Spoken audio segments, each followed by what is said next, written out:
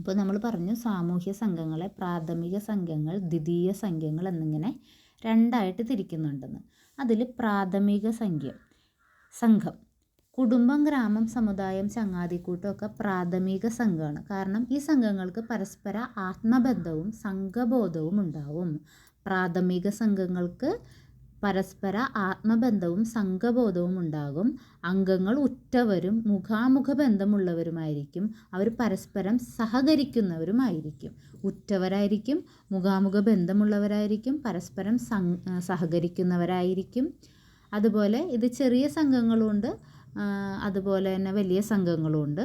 അപ്പോൾ എന്താണ് പ്രാഥമിക സംഘങ്ങൾക്ക് പരസ്പരം ആത്മബന്ധം ഉണ്ടായിരിക്കും, ഉറ്റവരും ഉടയവരുമായിരിക്കും, അവർ സംഘബോധം ഉണ്ടായിരിക്കും, മുഖാമുഖമുള്ള ബന്ധങ്ങളുണ്ടായിരിക്കും, പരസ്പരം സഹകരിക്കുന്നവരായിരിക്കും. ഇവർക്കൊരു പൊതു താല്പര്യമുണ്ടാകും, വ്യക്തിപരമായ ബന്ധങ്ങളുണ്ടാകും. ഔപചാരിക ബന്ധമല്ല, അനൗപചാരികം, അതായത് ഇൻഫോർമൽ റിലേഷൻഷിപ്പ് ആയിരിക്കും അവർക്ക് ഉണ്ടാകുന്നത്.